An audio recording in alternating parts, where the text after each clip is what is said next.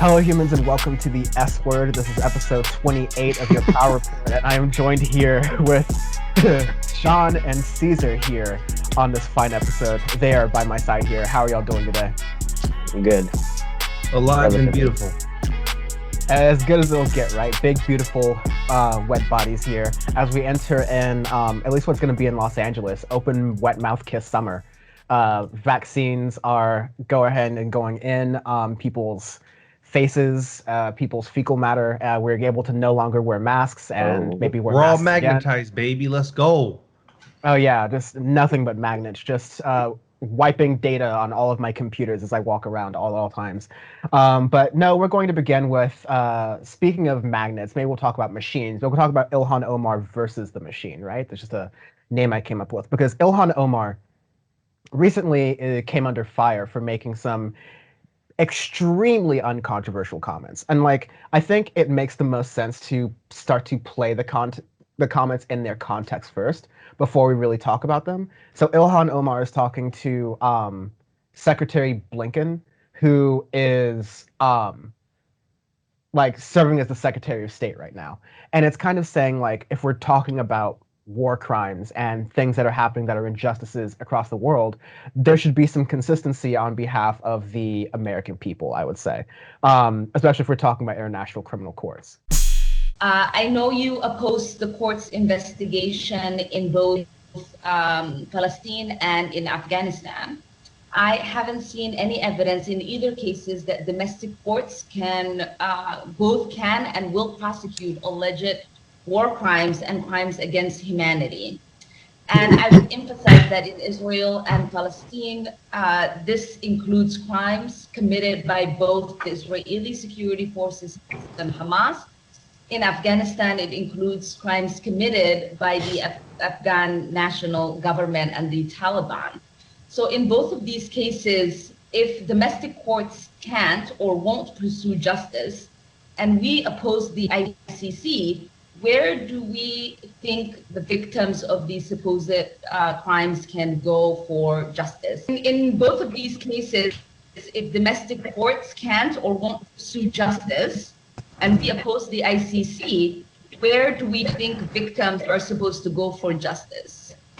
And what justice mechanisms do you support? Secretary Blinken kind of gave a milquetoast answer, and what Secretary Blinken said in response doesn't really change the United States' sort of war hegemony. It sort of just really sort of underlines it, right, and emphasizes it. But Ilhan Omar's comments there, that just the same way that there have been crimes against humanity, war crimes done by the Taliban in Afghanistan, done by Hamas in the West Bank and Gaza and Israel, that area, there are also war crimes that have been done by larger powers, i.e. the United States, for example, when the United States refuses to recognize any sort of justice internationally. Where can people go to seek help? Where can people go to seek for these things? So on the basis, do either of you find anything controversial with those statements per se, on face value? I know other people do, but just thoughts on that. Well, she's basically just clarification. She's asking where do victims go of these war crimes? Where do they go to basically sue a government, more or less, right? Or to go to have protections of themselves, correct? Yeah, essentially. Yeah, there's no issue with that. You're just asking a blatant question of how do you help people that are being either persecuted or having things of war crimes against them so that they have their own legal rights. It's more or less. So there's no issue with that. Caesar, any problems with that? Absolutely not. I mean, America has had a hit. We all know America's history about meddling in other countries' affairs, jumping in and inserting itself in other strifes when it comes to war.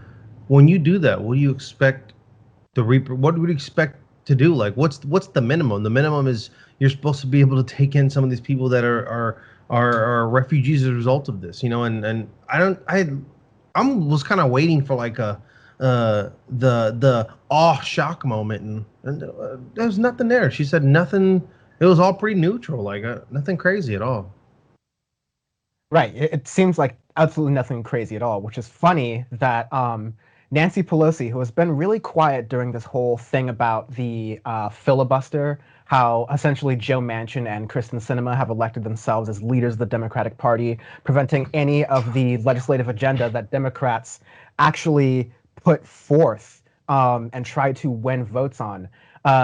Nancy Pelosi doesn't have much to say about that big battle that's going on as a democracy potentially dies in darkness, so to speak, right? But Nancy Pelosi decided to release a statement condemning Ilhan Omar's comments on this matter here, completely not seeing the nuance of what she's saying, that war crimes universally should be understood and treated with the severity of what they are and what they really mean, and that no country should be above the law in that matter. Instead, she and pretty much everyone else in the political landscape, not just Democrats, but of course Republicans jumped on this as well, because of course it's going to happen.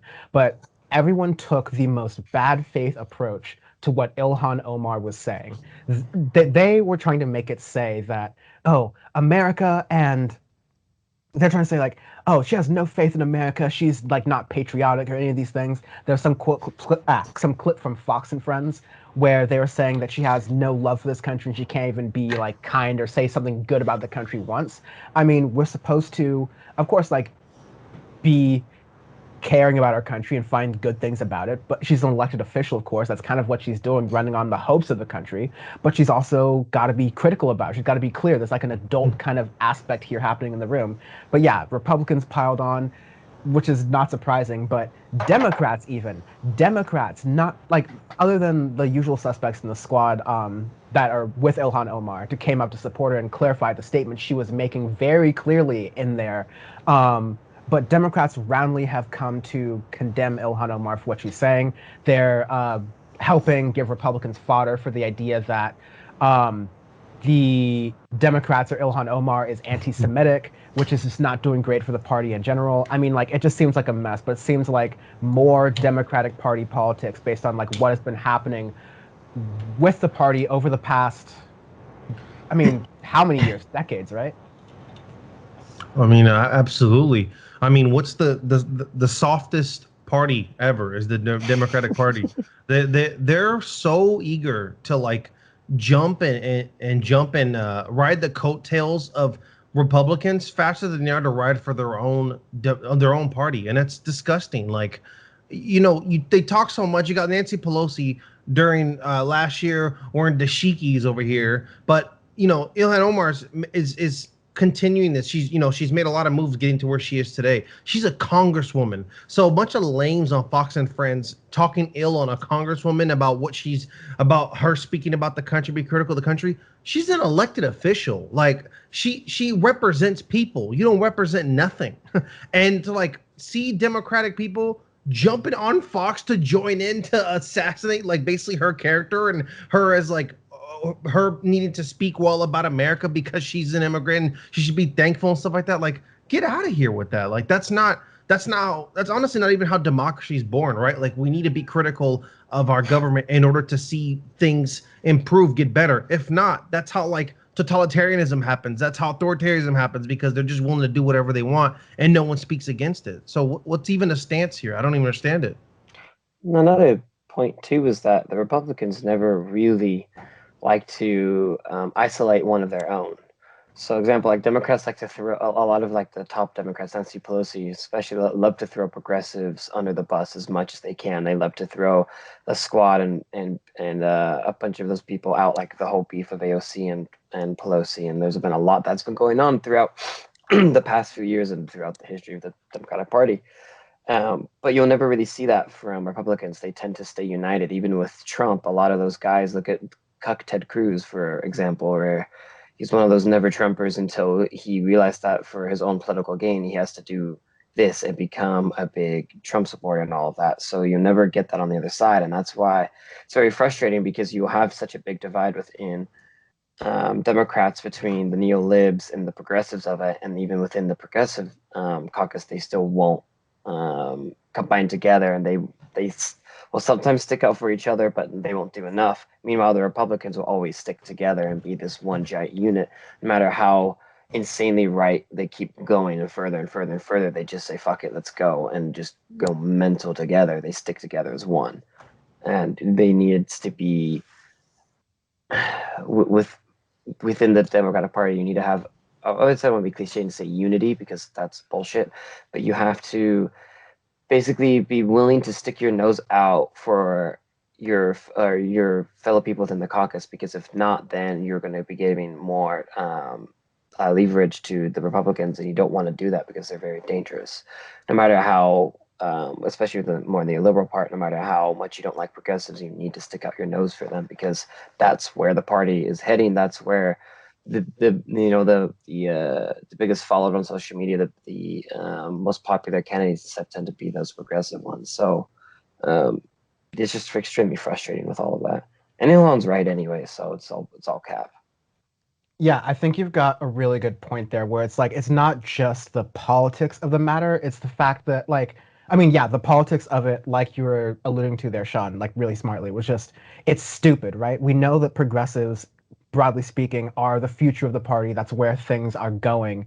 Um, and we understand that they have a lot of power, not just on Twitter, which varies in like how much it matters in society, but in like a political society more broadly. But like they have a lot of influence in that whenever they say anything, through whatever they do, a lot of times it ends up being like a bad PR kind of thing because the Republicans can take control over it. But the Republicans will lean onto it because they have nothing to talk about. Without an Ilhan Omar controversy or an AOC Abuelita Tesla story, like God.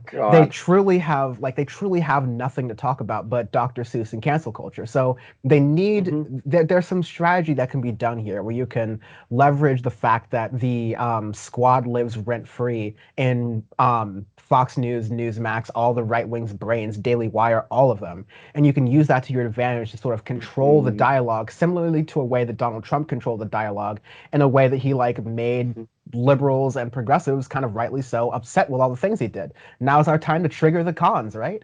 But it goes to the larger point on messaging, which is that what the Democrats should be doing is using this time to recontextualize the Israel-Palestine situation as what I think the squad was doing, and which is what I think we made more strides toward doing in this like latest unfortunate sort of like rise in violence that was happening in the region there, where we're able to say, hey, look, no, this isn't just like this usual, we go into our usual silos with a situation. I'm sure like a lot of people did, but a lot of people also saw the complete asymmetric levels of power imbalance here and the situation between Israel and Hamas and how Israel gets such preferential treatment from first world countries while not even Hamas, but like Palestine, the Palestinian people are kind of treated as political pawns, both by the Israelis and Hamas and like other Palestinian leadership there. So I know Biff Bam is here. Bam is like a little bit under the weather here, but he has a lot to say about what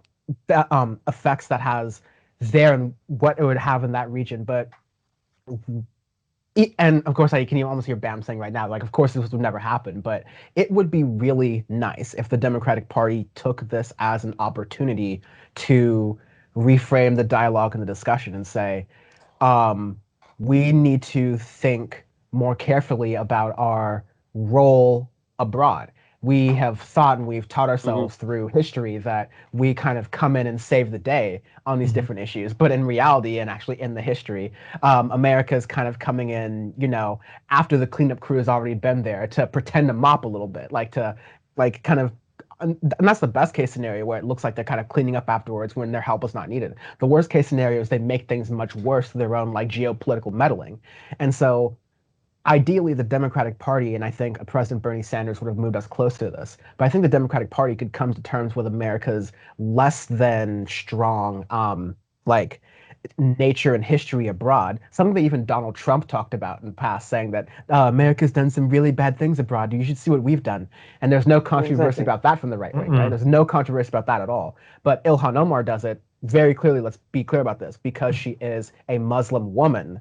Ilhan Omar says the same thing, and then it becomes an issue.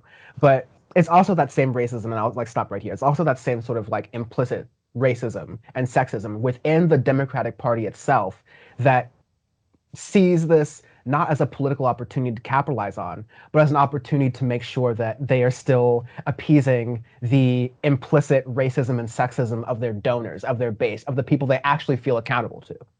Yeah, and I mean, it's that's going off that last point. What you made is excellent. Is it's absolute racism. I mean, her adjacent congressional member, Betty McCollum, had her in April introduced the historic legislation defending human rights of Palestinian children and families under Israeli Military Occupation Act. So where was everybody? Where was all these Democratic these snakes in a Democratic Party jumping on Fox and Friends attacking her? I didn't hear any Betty McCollum dissing online. But the minute Ilhan drops something, it becomes a big issue, right? They want to take her off the foreign affairs committee, all this, and there should be even further repercussions. I'm like, are you kidding me, dude? It's really funny. Like, there's so much movement and push towards. Now we like, oh, here we're the Democratic Party. We're not gonna be like Trump. We're gonna do things differently. But the big catalyst to that was the squad, right? The squad was who the people in these different that were spread out throughout different parts of America had a big influence, and no matter what, took all the bullets for the Democratic Party. You know, they took all the hate, all the stuff, because that's what the Republican Party, conservatives and Fox and stuff love to attack as any kind of point they make. But when the going gets tough, instead of basically reciprocating energy by having their back no matter what, they jump on the other side. It's so flimsy. You can see like the transition is kind of happening, where the people from the squad kind of represent the millennials and kind of the generation Z and stuff moving forward, those voting parties. And the Biden is kind of like that last figure holding down like that other side. So it's like the party wants to spend more energy splitting itself up and then losing when it comes to the next election, rather than coming together and then building off of their differences. Like, that's what you're supposed to do. But no, this is the kind of stuff that the Republican Party is going to prey on, and it's going to split the Democratic Party and just creates enemies within, which is pointless at this point. So right. So right. It would be so much smarter for the Democrats to realize, but of course the Democrats haven't done smart politics, at least in my lifetime.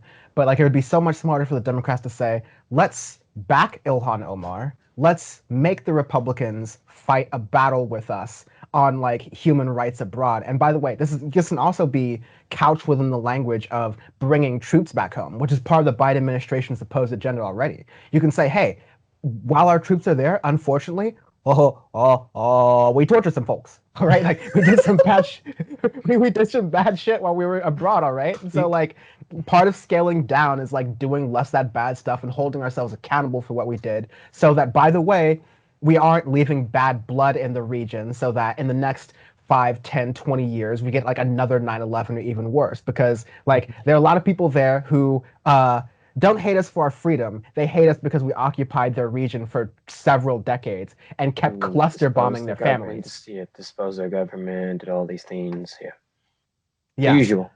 Yeah, you know.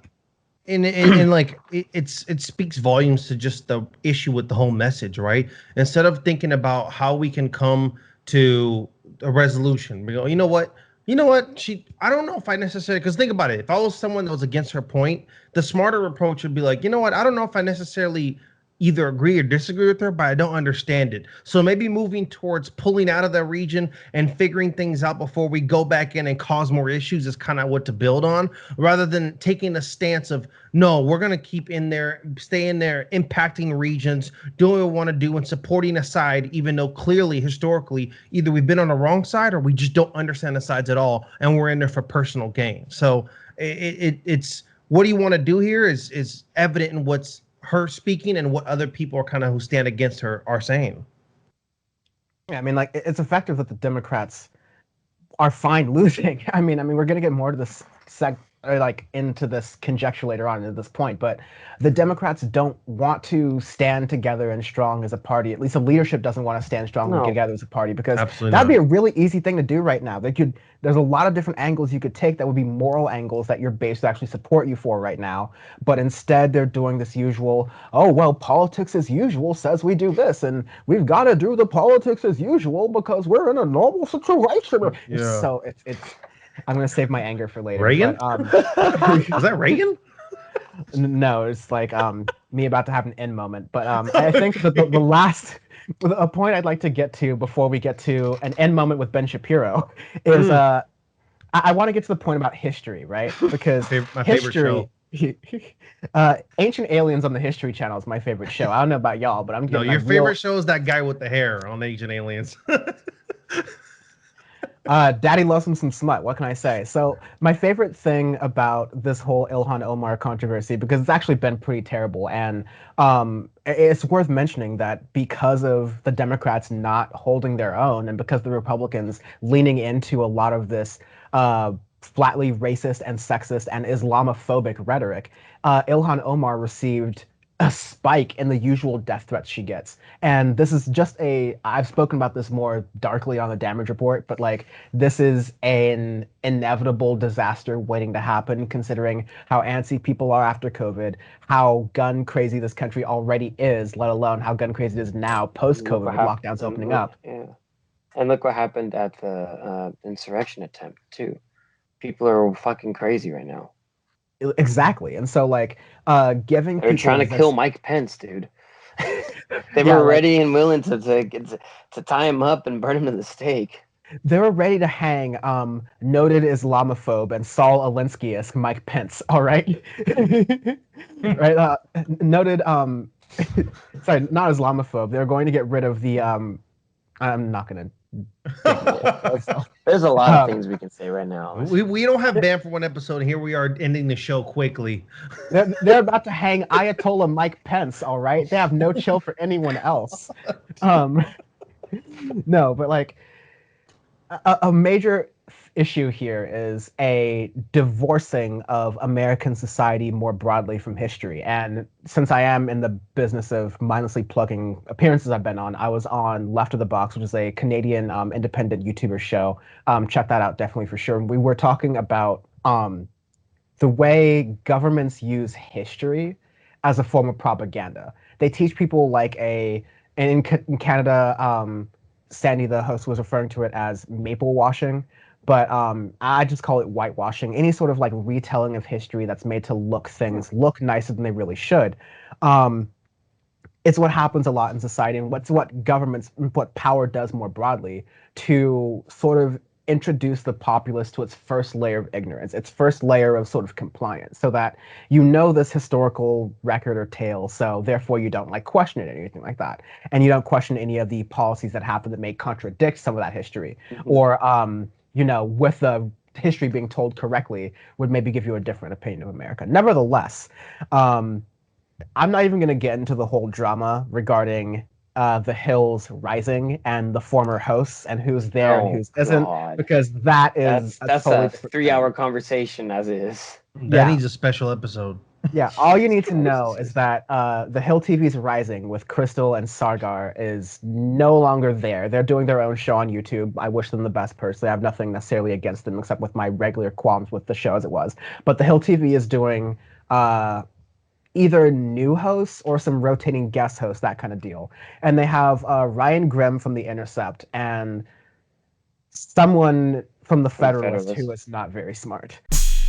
Or just you could throw a dart anywhere at the global map, and you can probably find, at some point throughout the 20th century, the U.S. intervening to undermine, some type of social democratic effort and backing the most vicious right-wing elements.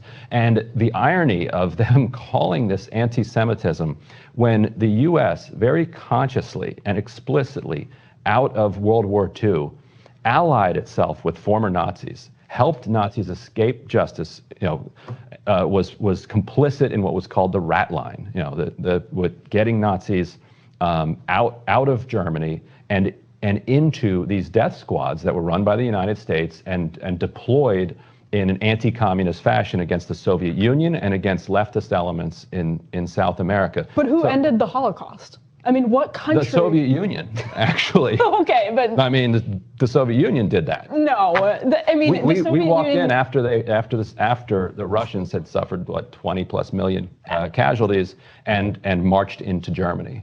Sure, but without the United States' intervention, a heck of a lot more people would have died in that atrocity. Yes, and I'm glad the Soviet Union and the United States allied to beat Nazi Germany, but the Nazi Germany, the Nazis themselves then allied with the United States to go after the Soviet Union and to go after communist and social democratic elements in South America. That's an actual part of the history. Right, but again, there's lives being saved in that process, a lot of lives being saved in that process, and a lot of Americans putting their lives on the line and dying to save those lives. Sure, many fewer than Soviet lives died to take on the Nazis. Folks, thoughts on this moment in history? Let's go. I'm Should I go subbing. down like a rabbit hole of like of World War II / post World War history real quick, or what? Yeah, 'Cause yeah. my God, she is stupid. More or less, so the Soviets, after Stalingrad, when they basically stalled the German advance in the Eastern Front because the Nazis ran out of fuel, they didn't have enough, and because Hitler had a giant ego and decided to go for Stalingrad instead of just bum rushing straight to Moscow because he said fuck Stalin. Basically, 2 million or so Germans were killed in Stalingrad. I don't know how many Soviets were killed in Stalingrad. Millions. They advanced and pushed on the Eastern Front and just kept going further and further and further until they eventually reached Germany. They reached Berlin first. So a lot of the Germans and Nazis were trying to surrender to the US as much as they could because they realized that the Soviets were going to get to Germany first, and they did. And especially they were going to get the capital first, which Soviets did. And so they tried to surrender as much as they could to the Western allies, to the US, UK, England, France, Canada, etc. And those ones that surrendered and stuff, a lot of the Nazis and stuff were then gone over to the US. A lot of the scientists were gone over to the US to work on the Manhattan Project and to work on rockets, so that way they could go and try to beat the Soviets. So what she's saying is, isn't this great thing that the U.S. did to go in and help? Well, yes, of course, it's great that the U.S. went into World War II, obviously, but she never says anything about the atrocities that the U.S. did to bring all of these Nazi scientists and Nazis over to try and combat communism, which is atrocious. I mean, you have that throughout the entire history of the U.S. Look at Vietnam, for fuck's sake. You prop up a giant authoritarian government in South Vietnam just to fight some North Vietnamese farmers, and that South Vietnamese government is killing its own people and destroying all of this religious institutions and stuff because they're insane, but you prop them up because anti-communism. So all of these things, all of these atrocities are not null and void just by coming into one good thing of coming in to defeat the Nazis. There's so many other things that the U.S. has done throughout its entire history to undermine governments and undermine leftists throughout basically the entire world because it suits their agenda. Look at Iran. Look at 90% of South America, more or less. All of these things that they have done, it's not null and void just because we helped go and defeat the Nazis. And it wasn't just us. The Soviets did most of it, honestly. Knowing people that actually were German soldiers on the Eastern Front, and with the stories I've heard, like through my childhood and stuff, it's pretty crazy stuff. So she's an idiot. Like, yeah, I could go on a 3-hour rant of that stuff, but the Americans. Look here. I don't know where you come off thinking that you can just take away null and void. That's an American right, all right? We went in there, whooped ass, took names, and we did it. And we're going to do it again, and we're going to keep doing it because U.S. motherfucking A, baby. That's all I know, okay? Null and void. Whooped in there, whooped their ass, stole some scientists, and had a good old goddamn time. And look where we're at now. Woo! Let's go, baby. We're going to Mars. I mean, yeah, it was literally a race to who had the better Nazi scientist was the space race. The Soviets, they took a bunch of Nazi scientists too, said we make better rockets. That's a whole different rabbit hole. For the record, the United States cannot claim some sort of moral superiority over beating the Nazis because we hired the Nazis. Yeah. much as Man, let's whoop much, their ass. much as Damn, they're kind of good. as much as Let's Werner go. von Braun is my guy, he also made the V2 that like fucked London all the time. So Okay, L- Sean l- exposed. Sean exposed. Anyway, like how do Americans like watch like 12 different Marvel and Disney movies, but they don't even pay attention to the prequel for the Cold War? Like this is canon right here. You know This who's is good canceled shit. next? They're gonna cancel Captain America. Captain America, you're canceled. You know why? Because you didn't whoop their ass enough. Okay. I just love Chris Smith, Caesar's American alter ego over here. Just going in. Look, I don't know if you guys know this, but when you go and get your citizenship test, they give you an alter ego, and Sounds that's like the what they- vaccine to me. I'm just showing the love for America can that connect my Bluetooth I'm to see me supposed now. to, according to Fox and Friends. I'm supposed to be super hardcore. Here you go, baby. We did it. USA. I don't want to hear none of that talk Bill Gates was saying. We went in there, whooped ass, took a little couple soldiers for fun and some scientists, and we came back and we made America great, baby. That's what we did. No, obviously, what she said is blatantly stupid. I wasn't even born in this country. I know that shit. Are you kidding me right now?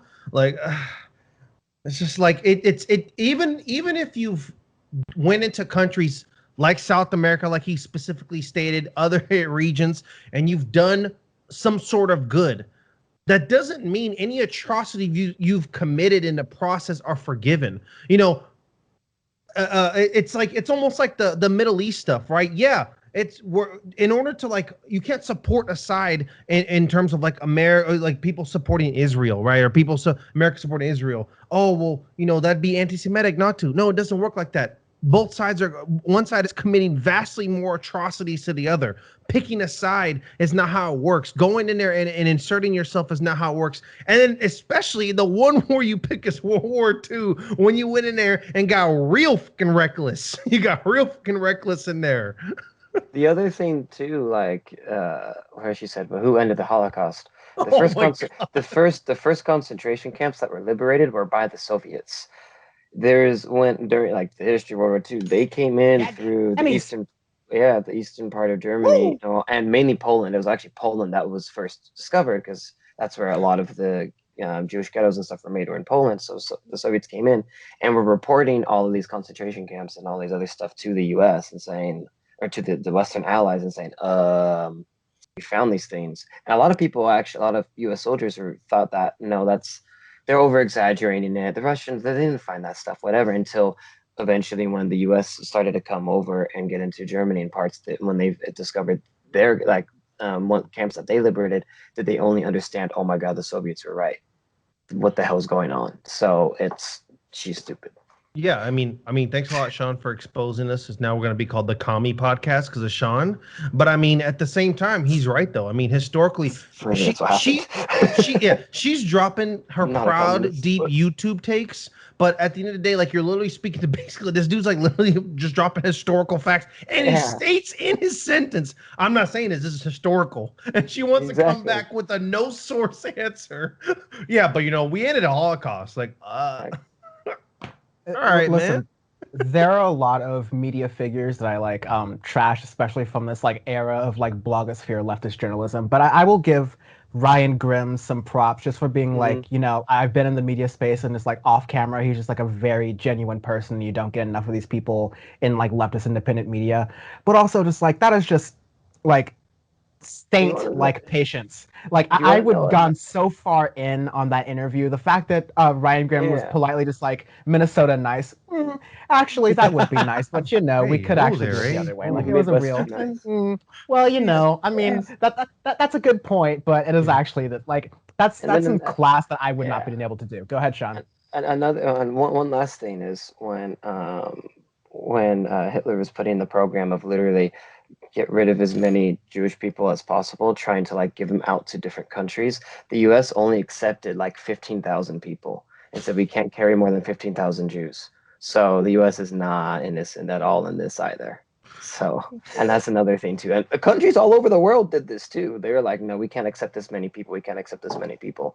And that's when Hitler said, all right, kill them all, and went mental. So, everyone knows Lady Liberty has a quota. Guy.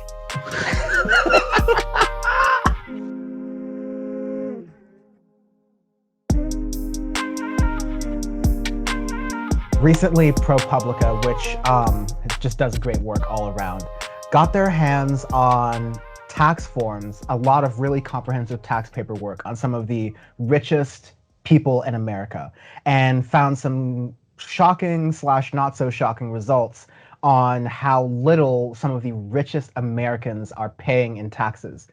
This is part of a multi-part series that ProPublica is doing, and ProPublica is a nonprofit organization. They do a lot of investigative journalism work, and it's really like one of the higher tier levels of like reports I trust. They do a lot of things on the economy, and they make the economy feel like, a lot more like real, and they hit on the topics that matter. Whereas sometimes you watch economic news and it just feels like, oh, there's some numbers flying around the screen. Doesn't really make much sense. But no, they're talking about wages, how much you're making, how much your boss is making, how much your boss is paying in taxes, and how much you're paying in taxes. It goes into a lot of that. But I know, Sean, you were looking at some of this early on in the some of the research of this. And what are some of the numbers and things that jump out to you? Like, what are some of the key findings from this ProPublica report? So more or less, like the top 25 wealthiest people in America, all white males, by the way. Basically, they have like an accumulative true tax rate of like 3.5%. I'll give you some boy summer. What? White boy summer, baby. That's what they mean by white boy summer. So like Warren Buffett, true tax rate of 0.1%. Jeff Bezos, the Bezomeister, recently divorced Bezos, 0.98% true tax rate. Michael Bloomberg. I call Jeff Bezos the challenger millionaire. Challenger millionaire. I like it. Michael Bloomberg, failed running presidential candidate. Michael Bloomberg, 1.3%. And crazed Dogecoin master himself, Elon Musk, 3.2%. Yeah. He's paying his fair share in that chart. Right. Well, you didn't. He gets government tax breaks. Come on, man, be nice. I forgot about the tax breaks. The biggest thing was that the people weren't. They aren't reporting their actual wealth growth of their total income reported. They're reporting just a fraction of their income. So it's like the wealth growth of Jeff Bezos was $99.08 billion wealth growth, and 99 just period, just 99 billion. Yeah. Oh yeah, and the total income reported was 4.2 billion. So he basically reported like what, 4%, a little over 4% of what he actually made. So he only paid $973 million in taxes when he should be paying a lot more. So he's only paying, basically 1% of tax when most Americans are paying what, 13-14%. All of us are doing about 14%. Yeah, minimum 14%. A lot of folks are paying 20%. I mean, like if you're doing super well off and you're paying a lot of your taxes, like 30-40% of your taxes. Exactly. It's like, to be clear, Jeff Bezos reported the income, not just wealth growth, because wealth growth gets into some like funky math that I'll make sense later, but income reported was $4.22 billion. Jeff Bezos still got a child tax credit of $4,000 from the government. So now the government's giving Jeff Bezos money in society. So like, I'm waiting for the Fox News segments on how our tax system, which was recently overhauled by casino genius Donald Trump, is allowing this to happen, because this isn't one of the better quotes I've heard in just the finance world easily is this: it's illegal to evade taxes and not to avoid taxes, which is to say all of the stuff that's happening here is completely legal, is allowable. In fact, they'd be stupid to not do this, but our tax system allows this. So I'm waiting for the Fox News segments to talk about, wait, why are the Republicans who we've trusted, we put in their hands the tax code, we're like, they're the fiscally conservative ones, they'll get it done. Why are they making the rich people richer? Oh, wait, Fox News loves when the rich people get richer, and then they love stoking fear in the poor working class people, that it's the brown people, it's the Hispanics, it's the Latinos, it's the blacks, the indigenous folks, it's the Asians who are actually your problem. Yeah, of course. Yeah, I mean, yeah, we already know about how in America, a land that promotes entrepreneurship, we know how horrifying taxes are for people that are self-employed individuals. We know about the tax situation with Uber drivers and DoorDash and people that do those kind of self-employed. The percentages are crazy what they have to pay on, and they're basically getting $7 an hour roughly, on average. So think about that, and then thinking about Jeff Bezos, who, 162 billion or something like that. But I don't even know. Does it still count? Now he's divorced. I don't know how that really works. What they're giving they're boosting his numbers or something. But he I have literally. reason to believe ProPublica's numbers are pretty accurate. Like, there's as accurate as you can get from these findings. Just to clarify.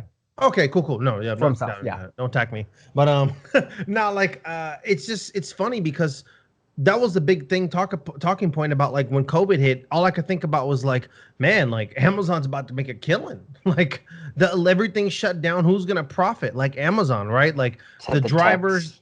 They had so much going on. They had to go rent vans because they couldn't keep up with package demands. They couldn't keep up with demand. So he got exponentially richer. And that process where he got exponentially richer, he literally just barely paid anything. They honestly should be lucky we're even questioning their taxes when we should be attacking their capital gains. That's what we should be getting on their asses about. They're really lucky that it's taxes. But the fact that's how the rich mindset is, it's like, I don't even want to give you an inch. It's like Brazil, right? Like when Lula was president of Brazil, it wasn't necessarily the problem that the rich weren't making as much, or that it was the problem that the middle class was making too much for them. It was making them uncomfortable. They would rather even sacrifice or move a percentage just so that bracket can get affected more than they can. And we're talking about the big times. We see these lame videos they're posting online where they're like, oh, did you know that they only amount to 2.25%? Like, all these lame ass street walking mic people giving fake tax information out, asking people on the street questions as if we know the tax breakdown in America.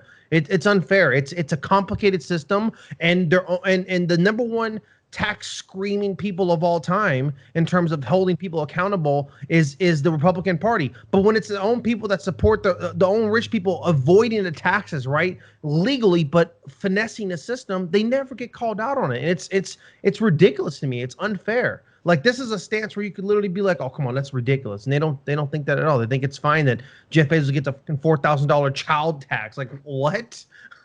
Are you kidding me? They keep making this. I mean, there's so many points so many different tangents you can go off of this. One point is people saying, what, $973 million is enough? I'm like, no, because ordinary Americans are paying more in their own income than he is. And can I just really fast make a point on the math thing? Because it's the most common argument that I'm hearing, that people are saying, like, oh, wait, but obviously these people are paying, they make more money, so their 8%, or assuming they're paying 8%, which they're not, is bigger than your 8%, so that's just fine. But no, as Sean is about to make, it is, there's no way, kind of like the Warren Buffett example, that Warren Buffett's secretary or administrative assistant should be paying more of a percentage of her income in taxes, or his income in taxes, than Warren Buffett, the multi-billionaire, should be. Sorry, go ahead. Yeah, exactly. And like the thing is all of I'll just go on like tangents of different Republican and conservative talking points, or libertarian talking points, whatever, where they always say, oh, how do you pay for this? How do you pay for that? I'm like, well, how do you have a system that is rewarding people for gaming a system of taxes when you want to pay for endless wars, you want to pay for different things? It's not sustainable. How are you in support of a unsustainable system that constantly collapses and everything because all these people are hoarding money? They're trying to do different things within the stock market, boost their stock prices. That's how Elon got absurdly rich during the pandemic, was because all these things with Tesla stock options that he illegally did, and the SEC should be rating his ass. But all these things that the great journalism and stuff, the great work of people finding out the things from the IRS, which other people are saying, but you shouldn't like leak these things, you shouldn't do these things. I go, no, these are things that need to be out to the American public, because people need to know what is going on in this country. They need to know how unfair the system is and how fucked everybody is getting, so that way we can have some genuine change along here, or else it's going to be an unsustainable system and you're going to have an actual revolt in the next 10-15 years, because people are going to be so impoverished especially now because of everything reopening and whatnot, not having a really a good contingency plan. Different things are just skyrocketing in prices when wages are extremely stagnant or lowering even. So you have all of these low-paying jobs and everything, while all of these other people are making absurd money, and because they're able to hire these lawyers or hire these other things and hide money in offshore accounts and all that, they're able to gain so much more than normal people can. So and then they're barely going to be able to put food on the table. That's not a sustainable system. People are going to revolt at some point or something with Yeah, all on that. I want to explain the mechanism because once it made sense to me what they were doing through this ProPublica article, and they're going to be doing more reporting in the coming months that I plan on talking about, if not on PowerPoint and other places, at least on Twitter for sure. The remaining reporting that they've got from these revelations, but the main way of how they skirt all these taxes works like this, and it's like so simple it's infuriating. But the way we have taxes, you and I, is that we take in our income, whether it's from our W-2s, like our salary job, or like our job where we get that income, or whether it's like contract job, like gig work, 1099, that kind of thing. We put in all that work into TurboTax, which is, by the way, robbing you because doing your taxes should be free or like $10. Yes. We do all that stuff in there, and we pay about, depending on how much money we make or don't make, like 8 to 38, 39% of our income, right? So that's just the way it works for us regular people. When we want to borrow money, for example, we have to prove that our income or our assets, maybe like if you're lucky enough, definitely none of us our age, but if you are in a family where you have a house or something, you use that asset as collateral when you're taking out money as when you're taking out like debt, right? Now, if you're a billionaire, you're one of the richest people in the world, and any Google search will tell any banker that. You have wealth and assets that accumulate to a large amount of money, and even though you have income, the amount of income that you report may be some ceremonial figure, like it was a popular thing in Silicon Valley to do the $1 a year CEO pay. But Yeah. you shouldn't think of a CEO as getting a paycheck. You should think of a CEO and any person really as getting a compensation package. It's not just the income you make, it's what benefits do you have or not have. Do you get dental? Do you get health care? Do you get all those things? For CEOs, especially for CEOs of large public companies, it's stock options. So maybe you get that $1 in income on your W-2, and that's all like cute and nice and symbolic. But you have a huge amount of shares in your multi-billion, trillion-dollar company if you're Amazon, right?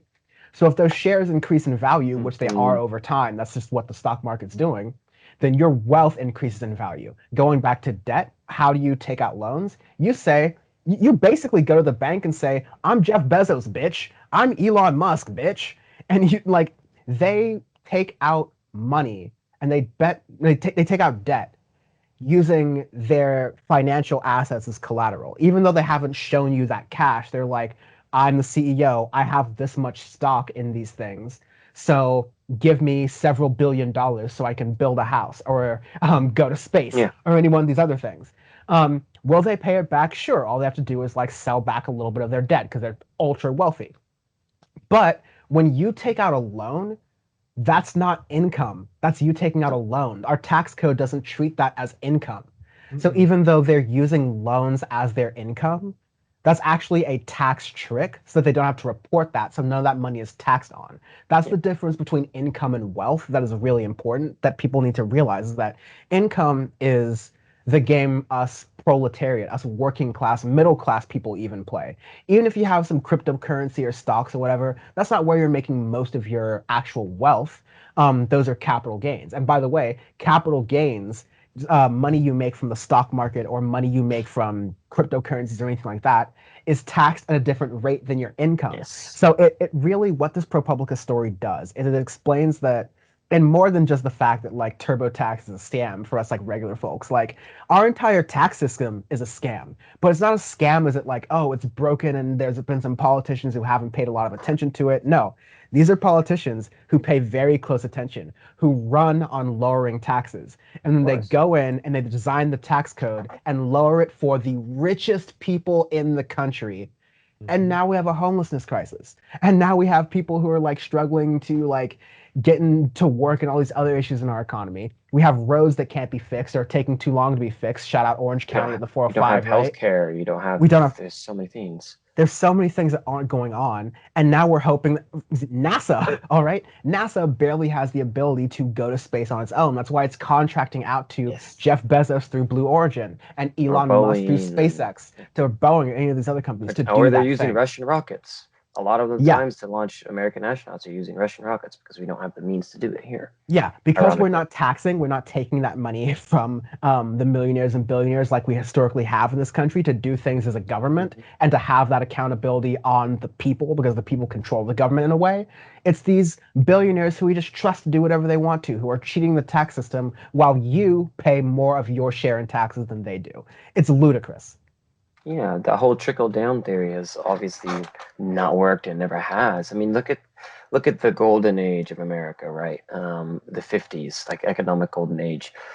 What was the highest tax rate was what, like 50, 60% or something absurd like that under Eisenhower. So the wealthiest tax people rate was at some point in America, I believe, near 80 or 90%. Yeah, it might have even been, yeah. And to be clear, because I think a lot of people hear that math and they jump. That doesn't mean like you make $1 billion, so you're taxed 90% on that. No, it's more like for every dollar you make over $500 million, yes, you're chill with that 500 million and below. And this hypothetical scenario, it's anything above that. I think it's 90%. Because at a certain point, there's a diminishing returns. Like every additional dollar when you're a millionaire does less for you. That's why you see rappers just like making it rain because it really doesn't matter to them. Exactly. There's only so much wealth you can have before it doesn't do anything for an individual person. But anyways, because when you had that tax code and stuff early in America, that's how you had so many systems in place to help American people. That's why you had public and tuition-free universities. During that time, you had the giant infrastructure programs of making the highway systems. The highway systems were made in the 50s off of taxpayer money. You had NASA start the space program start up with all of that money as well. So you have all of these things that we don't really have today, and everything's crumbling because like these freeways and these systems that were made in the 50s and 60s haven't really been touched on over that, because that's the start of about in the 70s or so is when the start of neoliberalism happened and starting to move into privatization of everything. And that's when wages started to get stagnated. And then you have all of these things that just the wheel keeps turning and turning and turning. You have all of these venture capitalists in Wall Street making an absurd amount of money and hoarding it all. And the normal people are not making barely a dent compared to those people. And now you have a perfect storm to where you're set up today where medical bankruptcies is what the #1 bankruptcy thing in America, I believe, and that's one of them. There's some it's interesting absurd information about it, but a lot of people do. Yeah, that's absurd. That's disgraceful for it's supposedly the best country on earth when you can't even fucking help your own person because too many people are greedy in this country. Here's a funny story from my dad. Maybe I don't know when this is 10, 13 years ago or so. At his work, I don't know if it was like one of the heads at the company previous company he worked at, they saw all of these nice cars outside, and the person or whatever said to Dad, "Wow, so many people have nice cars. People shouldn't have these amount of people shouldn't have these nice cars." Was what they were trying to say. It's like, wow, you're so greedy, you're so shitty of a human that you don't want to see other people succeed. How like absurd is that? How fucked up is that? That isn't great in our society to just, a dog eat dog world. To be your best person is to be as wealthy as you can. Like, it's just a horrible system, and it's not sustainable. It's not sustainable. He sounds Brazilian. It's crazy because it's like the greed it takes to reach that million to hold $1 billion is like sickening. I mean, we've all seen the classic number breakdown of if you have 100 million and you put it on a spreadsheet and you delete 100 million and stuff like that, you can see how much zeros are attached to it because we don't really visually see how much or conceptualize $1 billion.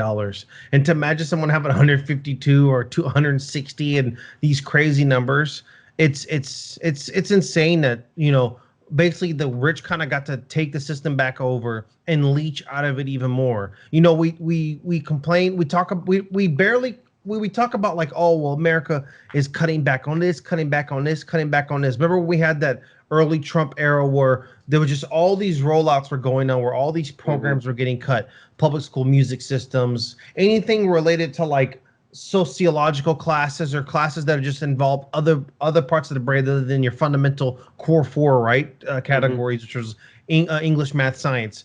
All those other things were getting cut because we're suffering so much. Were the billionaires getting suffering? No. Were the rich of the richest losing? No. I remember a long time ago, me and Bam were having this debate, and years ago, we were talking about like how many millionaires do you think are like in like a state or something like that. And I remember we're like, oh, there's probably like, I mean, this sounds dumb now because we looked up the numbers later, but I remember thinking like there's probably like no more than like 150 millionaires, and like the millionaire is a lot, right? When you look at how many people are millionaires, it's mind blowing. Thousands and thousands and thousands. It's more. There's more millionaires in this country than a lot of populations in the fucking world. Okay, so explain to me why we have debt issues. Explain to me why there's cuts. Explain to me why there's why is that? Of course, a lot of it is our dumb military spending, but a lot of it could be even, you know what? That's the pitch that we should do.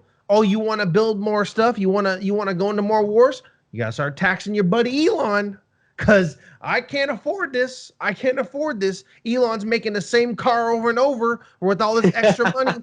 He spent, what was it? I think he spent, what, $7 billion building some hyper tunnel that went 4 blocks?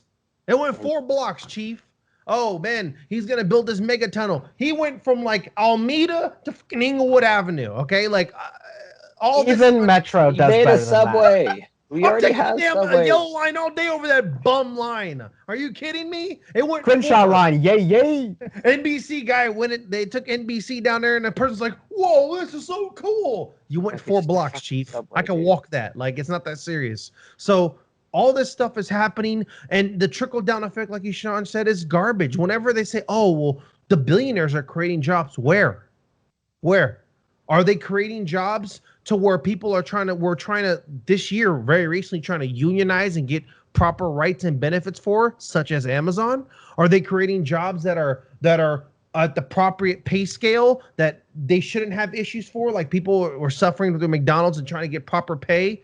Explain to me where these are. If there's so many jobs, why are people even making so little they're not even willing to go in Uber? Try to get an Uber right now. Let me know how that works for you.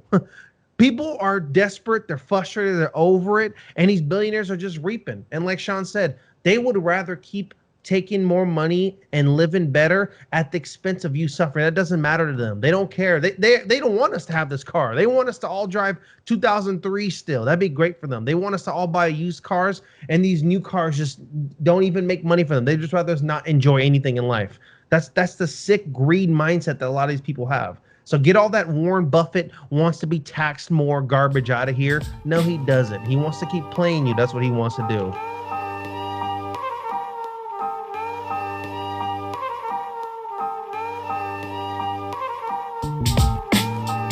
Meanwhile, on democracy, unfortunately, again, like this is, I hate this because this is like the Power Report broken record with me especially.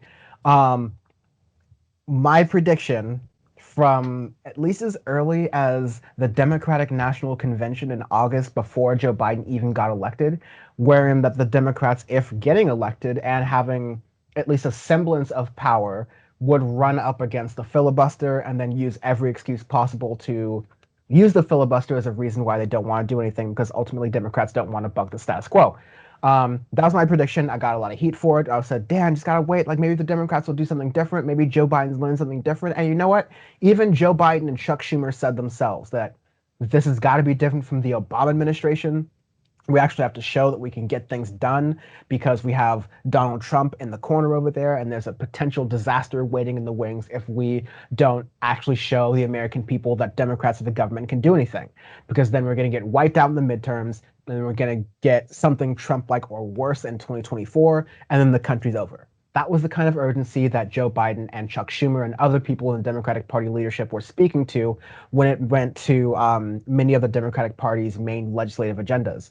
That involves voting rights reform to fight against a lot of the restrictive voting measures that have happened in largely Republican-led states to prevent people from being able to exercise their constitutionally protected right to vote in an election.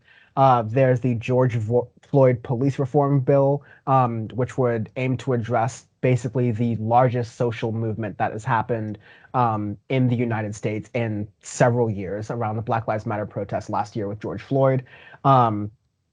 Any number of measures that there's an infrastructure package that Democrats would like to do really nicely that would also involve really nice climate protections that Joe Biden and other Democrats ran on as making a big deal because the Republicans really don't care about climate change. But I'm having all of this set up, all these expectations to say that here we are where the rubber has met the road, and Joe Manchin, with his bipartisan theater, is leading the game. Joe Manchin is dancing on the grave of any of the Democrats' legislative priorities here. He released an op-ed in a West Virginia newspaper saying that he's not going to do anything to kill the filibuster. This is even after Hans earlier this year of being willing to make changes to it. But the filibuster is an anti-democratic measure because it means in the Senate, a body of government where the state of Wyoming can have more representatives than my city and a part of Los Angeles County, which has more people population-wise than the entire state of Wyoming.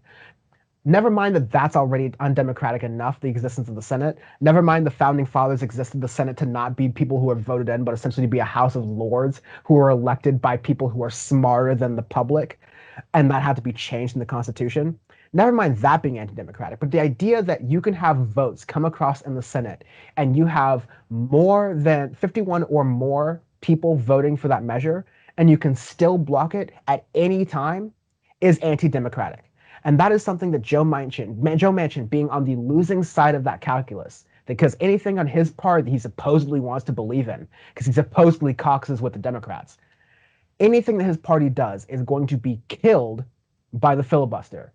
And rather than acting on the offense, rather than actually understanding the stakes of what's happening here, that his ability to be in power could supersede his own ego if he doesn't act quickly on voting rights reforms especially, Joe Manchin's continuing to say that if we do just a little bit more bipartisanship here and getting along there, we'll actually start to make a movement. And because of this, the Democratic Party can't do anything right now. And it's unlikely they're going to be able to do anything unless a couple of things go Joe Biden's way. I don't trust Joe Biden's strategies, but like, what do you think about this so far?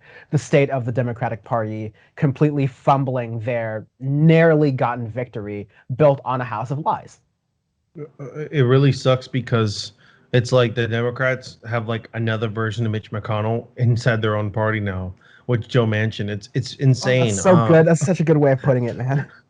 We have our own Mitch McConnell. We're so blessed.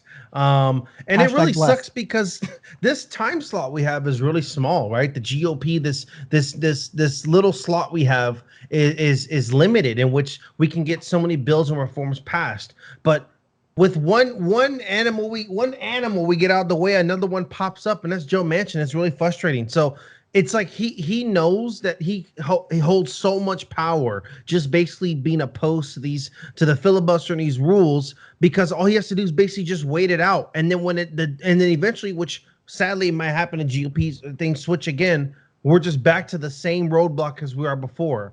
And like Dan said, I don't trust everything going on Joe's desk and going the way that he promised in his campaign, i.e. loans. So you know what's going on here, you know what's going down, and it's really frustrating that someone can state that, oh, this this district member from a part of Rhode Island has as much power as people who have more seats from cities like Austin or Los Angeles. It's crazy to me how the system's working, and we need to make some clear change because it's really just unfair. It's really, really, really unfair. Direct democracy, baby. Yeah, That's right. why I always say Switzerland is the only fucking democracy on the planet. Christ alive. Like, it's brutal. It's why I hate representative democracies. I just don't agree with the system because you can't elect people to then have your best interests in heart when then they're tied in with other interests of fossil fuel companies or this or that. So they're tied into the interests. So they don't represent the people that voted them in there in the first place. Most people don't know that because a lot of people here don't like to pay attention to politics or vote in general. But the filibuster is one of the worst things too because it's unbelievably undemocratic that you could just yeet something out of existence just because you can when the majority of the senators and stuff, you have over half the people vote for something, but you can't. You have to have more to pass the filibuster, which is just it's absurd. And What's the percentage it's for filibuster? counterproductive. What? What's the percentage to pass a filibuster? You need 60 votes in order 66 to. votes. Yeah. Which is So absurd again. Which is absurd. You're the, not going the to get peop- anything done. the people who argue about like the strict constitutionalists out there have nothing to say Constitutionalists about the fucking filibuster cap me. because, as I said, the Constitution intended, the way the founding fathers intended, was for the regular people, the voting people, to not touch the Senate. The Senate was too good of a body for the wild, unpredictable voting populace to possibly touch. Which is sort of why, like in England, you have the House of Commons and you have the House of Lords. The House of Lords is essentially a higher body, almost like their Senate in the Parliament, which has a little more power but is unelected. All right, so it's very entrenched in like essentially just like power and wealth, and it's kind of a sick system. Yeah. But it wasn't until like subsequent amendments to the U.S. Constitution where the Senate became at least, people could vote on it. And by people, I meant, the only people who were considered people at the time in America, which is white landowners. So if you were a white man and you didn't own land because you were poor, you didn't even equate in the situation. So that's where you are in the class war right there. But like when I get to the idea of Joe Biden, because the strategy now from the Democrats, the honest strategy is to say, look, we are going to basically run out the shot clock, if you will. We're going to put every single bill across that we want. It's a Democratic Party legislative agenda. And Republicans are going to vote it down because that's the thing they do. But the Democrats are hopefully going to be able to say, look, we want to do X, Y, and Z. The Republicans are now on record for voting against these things. Can we now convince people to care about it? And again, I don't think that's the way to do it. The Republican Party doesn't care about policy. They've so far gone off of policy. They went to Donald Trump, who was a figure, who was really agnostic to policy. He just wanted to read the room and go wherever the angry mob went, right? So you can't appeal to people who are on the fence with policy. You have to kind of go for the jugular where it hurts, and you have to kind of hack into their media ecosystem, and as the Democratic Party uses their advantage. The thing here is that both the Democrats and Joe Manchin and Kirsten Sinema both believe in this orthodoxy of bipartisanship, the idea that the only clean, holy, pure heaven water way to get anything done in this country is by getting both sides to compromise. Because, Abraham Lincoln and Ulysses S. Grant really agreed on the whole Reconstruction and slavery issue, right? Like, Yeah, that's civil, nope. right? Like, civil rights. Like John F. Kennedy really loved, and Lyndon B. Johnson really, really loved the Civil Rights Act and getting to do it the exact way that they did that. Of course, that's not true. It's that they did that with a lot of pressure, and a lot of people who ultimately voted for it or ultimately didn't vote for it didn't want that act to pass. It wasn't until, again, like a lot of pressure and a lot of people saying, I understand this isn't popular with everyone. It's narrowly going to pass, but it's very important because it's people's rights and lives on the line in this country. What is a country if we can't protect its citizens? And so it passed. And so this idea that Kristen Sinema and Joe Manchin both subscribe to, that then Joe Biden also builds upon, that you need both sides to compromise and work together, 50-50 split, is not based in logic. It's not based in reality. It's only based in a religion of propaganda that Americans have been taught in this two-party duopoly, that the Democrats and the Republicans must agree on something for it to happen. Because otherwise, if you get someone from the populist right, like Donald Trump, I mean, in this case, the Republican Party has no soul and they'll accept that. But if you get someone from the populist left, like Bernie Sanders or an Ilhan Omar and Alexandria Ocasio-Cortez, they don't have the blessing of the bipartisan monopoly, duopoly system right there. So they can't get anything done. You have to go through those two parties. This is a false belief that is only continued to perpetuate because the people who believe in it are also the ones in power. And they don't want to lose their power by letting us working class people, us people of color, actually make a difference in that. So Joe Manchin's a goddamn racist. He's a piece of shit. And him and Kristen Sinema and all of her bullshit bisexual, like, fancy dress things can go burn in hell with all the rest of us and the rest of America and what's about to happen.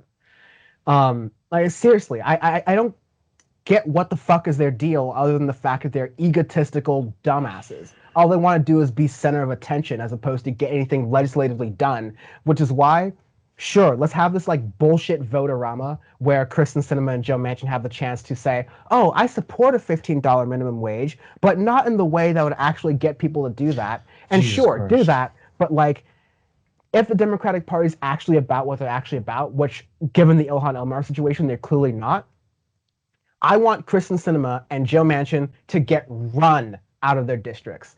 I want like Bernie Sanders and Kamala Harris to be in their districts campaigning against them to actually put pressure in the party. Oh no, but then Kristen Sinema and Joe Manchin will leave and become Republicans. Again, Democrats. Who gives a fuck? This is your situation right now. They're already acting as Republicans because they're acting as obstructionists. Obstructionism is a Republican Exactly. ideology. So what the fuck is the point? Oh, I was gonna I'd rather see them I'm gonna across hold my party tongue. lines. Yeah, I'd rather see them be across party lines than be a snake within. Let him team. He can go over there, and they can go over there. And honestly, that's actually less of an effect against the party because him losing this spot and being our Mitch McConnell gives way for someone else to fill in that spot and not be obstructive to the party itself. Like, what are people like dense? I don't understand. How could you even want to keep this? Why would you want to keep someone around as opposed to your views that's using the filibuster to shut down all the bills? What are you talking about? We have the House. There's a GOP here at the House, and nothing's getting done because people within are shutting it down. You get rid of these people out of their seats. That doesn't happen anymore, or it increases the chance for it not to happen because it's a possibility someone else gets there. Stupid. Get them out of here, please. Again, it's to my earlier point that Republicans don't do this. They unite together under one thing, no matter what, no matter how racist, no matter how insane it is. They eventually all fall in line together and come to the same abrupt thing. I mean, look at COVID, for example. They all more or less came to the same conclusion. Like, okay, we got to say it's a hoax. We got to do all these things. We got to try and open up, even though you're not ready to open up all these things because it's what Republicans do. They always unite no matter how terrible of a thing it is.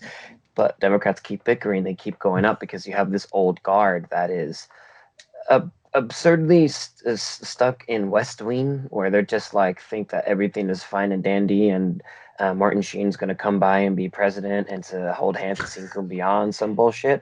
But that's not going to do anything. You're just going to keep fucking over people for eternity as long as they're in there. And there should also be term limits for these fuckers, for some of the people that have been in here for so goddamn long, my entire life, that you shouldn't be there anymore. So stop letting old idiots lead us into a path of destruction, more or less, a path of this country becoming shitty compared to the rest of the world that is now has been surpassing us in so many other things. So yeah, it's frustrating as hell. Our political system, like just in California, the fact that Dianne Feinstein, how is she still here? God, how the only reason She's she a is still dinosaur. elected is because she fundamentally does not have to. She doesn't feel that she has to. Yeah, she doesn't feel like to campaign. You're absolutely right. She doesn't feel like she has to campaign. She doesn't feel like she has to run for anyone who is hurting the most, because the system has so demoralized people who are most affected by the system that it only exists to serve geriatrics, right? It only exists to serve the wealthiest and oldest people in our society and keep that power entrenched. And so, like, I think Democrats need to stop playing the what if games and start going, well, yeah, this is where the chess pieces would fall, so let them fall there. Let Joe Manchin and let Kristen Sinema go, yes, I decided to join the Republican Party, the party of making sure that Trump won the election even though he didn't, the party of making sure that abortion goes away. I'd love for Kristen Sinema to join the Republican Party and then advocate against abortion when even all of the girl boss woke feminist liberal groups that supported Kristen Sinema and are still like holding her in the bag right now will have to be like, whoa, girl, we're gonna have to chill there on that. I'd love her to say she's joining the Republican Party and joining the obstructionist because she has so thoroughly gone mask off on being a completely soulless, gutless politician who will only listen to whatever the mob says that will vote her in, that she'll go to the Republican Party and then decide to take on all that ideology. I wish she would. I wish Joe Manchin would like go ahead and say, I'm going to be a full-on Republican. Maybe it'll work better for him in West Virginia. Maybe Paul Jean Swearengin will come for that ass. I don't know. We'll just have to wait and see and let that happen. But I'm waiting. I'm so sick of the Democrats. Donald Trump would literally, like, not literally, but like would pen a tweet, and anyone in his party, no one was safe in his party if you didn't go through the party line. And guess what? They got primaried. They got out of the party. He would purge them from the administration, and then a Trump loyalist would come in, hence the point where we are today.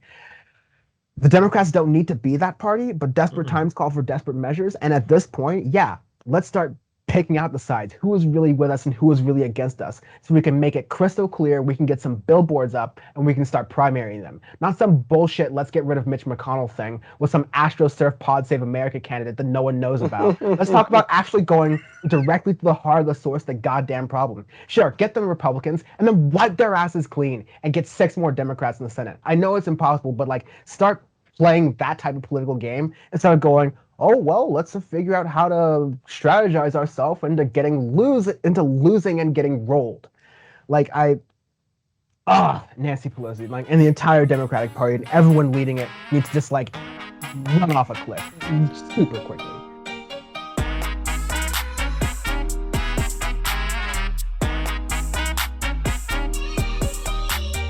Take it for given that the Republican Party and the Republican media ecosystem doesn't have anything to talk about unless there's a Democratic politician creating some sort of controversy. Given that they create controversies out of nothing, I think this is even a low level for the right to go and even a low level for Ben Shapiro to go. But let's jump into this. So the context being that Ben Shapiro, again, having nothing of substance to talk about policy-wise or practicality-wise, he's trying to cast aspersions on the character of Joe Biden by saying that some Hunter Biden texts from the Daily Mail, which is a very non-reputable news organization that constantly makes things up and gets things wrong. Shout out Piers Morgan. The Daily Mail reported on text messages from Hunter Biden, allegedly where he had used the N-word. And this ultimate point here Ben Shapiro is trying to make is saying, well, this is the kind of person that Joe Biden raised as a son, so if the left and the woke scolds are so serious about racism and critical race theory and replacing the white people, oop, did I say that? Then shouldn't they be upset about this clear point of racism here? It's a bad faith attempt, but it does result in Ben Shapiro giving us some rules of the road for the N-word. So, of course, I had to jump in here and show this clip. Okay, so here is the full story about Hunter Biden. Now, again, I will say that when it comes to the use of the N-word, there is a difference between calling a black person an N-word with an ER at the end and in jest using the N-word that ends with an A to describe a white person. Now, the latter is also really crude and gross and stupid. It's not racist in the same way that it would be if you were just shouting the N-word at a black person, which is the height of racism, obviously, in American society. But here is the story from the UK Daily Mail. Hunter Biden used the N-word multiple times in conversation with his white $845 per hour lawyer. His text messages reveal. That's the height of racism in America? Bruh, that is the height of, just, dropping a hard R is the height of racism in America. All right, guys, just solve it. Just stop using hard R's. There you go. Racism solved. Yarmulke warrior Ben Shapiro has solved racism, ladies and gentlemen.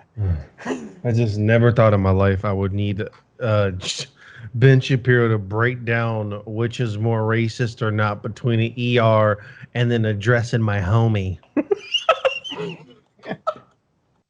No, Ben Hey, Shapiro's been listening to a lot more rap music lately. I can tell he's been studying. Good let me on just let him. you know, and one is a lot more asinine to use, against somebody than the other one. The other one is all good in the hood. You know what I'm saying? Listen, I've got some cred down on Sesame Street. Look, let me just and this is not even the stance I have on this, but the fact Ben Shapiro is doing this makes me be like, Hunter, you get a pass, dog. Go ahead, Hunter. I don't care, dude. Call your lawyer up, be like, what up, big dog? What up? Like, I don't care. I if that's the audio tape, I'll be like, what's the problem?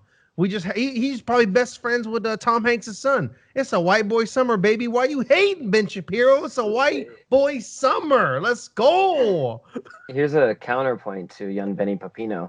If dropping a hard R is the height of racism in America, then what's the height of anti-Semitism in America? Just like dropping an anti-Semitic slur, and then that's the height of anti-Semitism. Cool. No, he's not gonna say that. What the fuck?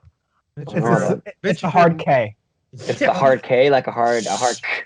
That's it. That's the height of that's the height of Say it with your anti-Semitism. chest. Say it with your chest, Ben Shapiro.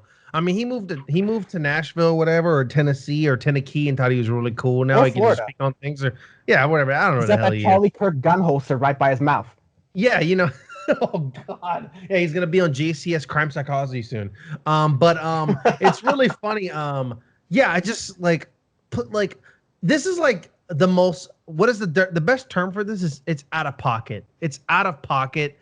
It's out. No one asked this of you. No one wants this from you. No one cares. And the worst thing is that's the last person I want to hear from it is you, Ben Shapiro. You're the last person. Get your little get your little mask on, mask off Candace Owens puppet. Get her addressing this. I don't want you addressing none of this. Okay, I don't need you dropping the big news on Hunter Biden saying N-words to his attorney on the weekend while he's drinking White Claws with his homies. I don't want Ben Shapiro giving me this update. I don't want Ben Shapiro clarifying the N-word. I don't want anything to do with you here at all. Leave. No, I definitely got that. Like the larger thing, I left the part about the Daily Mail's headline there because the Daily Mail, the official people in America don't understand this, but like it's worse than TMZ. It's like such a tabloid publication that exists for the rich and powerful. It's the rich and powerful's tabloid publication, so they can get their story out first. The National Enquirer. So you can tell someone who works the Daily Mail, like the Daily Mail is generally conservative more broadly, they just want to put any story out there. Literally, National Enquirer, checkout stand at Safeway level quality of journalism here that people could possibly be saying that like Joe Biden's doing X, Y, or Z. And listen, maybe it's possible that Hunter Biden got a little bit too comfortable with certain words. I wouldn't be surprised, wouldn't be the first white person to do so, all right? But the jump to make that it is indicative of Joe Biden's behavior and therefore the left is hypocritical for not attacking Joe Biden on this story is very funny coming from Ben Shapiro, who said just because Donald Trump says racist things or does racist things, which by the way he doesn't, which is something that Ben Shapiro tried to say all the time, that doesn't mean you can impugn the same thing on his voters. It doesn't mean anyone else is responsible for that behavior but the individual. So again, Ben Shapiro here is using different kinds of logic for different sorts of situations based on what fits his political agenda. The idea that Ben Shapiro is based on some logic and then the logic fairy just sticks him up the ass and takes him on a trip wherever the fuck he wants to go, wherever he mays, and that logic fairy takes him in the right position is completely untrue because the stick up his ass is Koch brothers money. It's Wilkes brothers money. It's money from the oil barons and gas barons who make sure that the Daily Wire is afloat so he can do bullshit stories about fake Canadian rappers instead of talking about anything of actual substance, all right? That's what Ben Shapiro exists to do. Yeah, go to Daily Mail's website right now. I'm on this website. It's one article in the middle with Bill Maher, the legend, of course, calling out Kevin Hart. And then surrounding is 9 ads. Okay, it's 19 ads 48 ads in my face right now, popping up. Walgreens, Yum, Discovery Channel. It's going in right now with ads. The homepage headline is Furious Bill Maher slams Kevin Hart's ridiculous claim in the New York Times that white power, white privilege is at an all-time high, and says the woke liberals are suffering from a progressophobia. It's boomer Mad Libs. That's your daily mail right there, okay? That's your daily mail for you, buddy. It's boomer Mad Libs. You have all the trigger words. There's woke, New York Times, cancel culture, Kevin Hart's a black person, black progressive. Caps lock, white font, and black background, screaming. Oh yeah, dude, we love it. We love to see Major it. Drudge Report energy. Kevin Hart in a sweater and jumpsuit hanging out, texting while Bill Maher's screaming at him in a suit. We love to see it. We just love to see the casualness of this. It's just like casual race baiting here. It's Oh like yeah. the worst. It's absolutely sickening. And so with that, seems like we have a lot of a show that we just done somewhere in some place. Very low quality. Yes, power has been reported. We're done. We're out. Thank you very much for watching this episode. Caesar, what are you working on? What are you and Bam working on? Well, yeah, I just dropped. No, I did not drop it. So your boy, your boy Ceez has been working hard. 2022 Lula, baby. Official representative Lula 2022. He just doesn't know it yet. My boy's running again. But yes, you can follow me. We Made It Ceez. I'm not Twitch streaming as often on Twitch. I'm going to be transitioning to doing some YouTube content. But please, We Made It Ceez on all platforms, Instagram, YouTube, and Twitch. Follow me. Got some stuff coming up on the way. Bam, We Made It podcast. We've been doing a lot of live episodes on on my Twitch channel. So even if you want to see We Made It podcast, you can watch those live episodes and let us know how you feel about the wonderful sport of soccer, which the Euros just started. It's on We Made It Ceez at Twitch. All right. It's the Christian Eriksen for sure. Sean, what's up on Audio Face? Because I don't know. Audio Face is a musical podcast about music news and culture that mostly matters. No, we have the last ever episode of Audio Face that we're going to record tomorrow, and that'll be popped up on Monday. No, it's a joke. Real because shit. we're reviewing Migos and Maroon 5, so it's going to be it's going to be beautiful. So you can follow us at Audio Face Pod on Instagram, Twitter, all this stuff, and youtube.com/Audio Face Pod for all our clips and stuff. That way you can get all of your news, musical content, and all that jazz, and our opinions on said things. Paramore album on the way. Woo!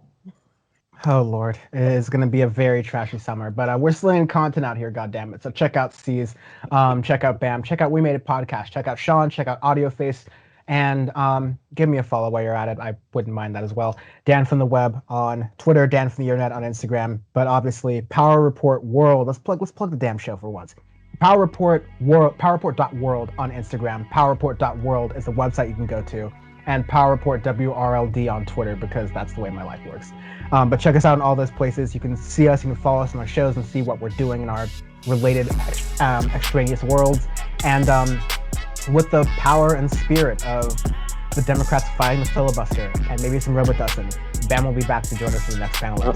Need some Robitussin. The squad is back. The squad will reunite. Yes. We'll be back. Thank you. We'll be back. I'm not going to make any promises, but we'll be back, I promise. See ya. Toodaloo.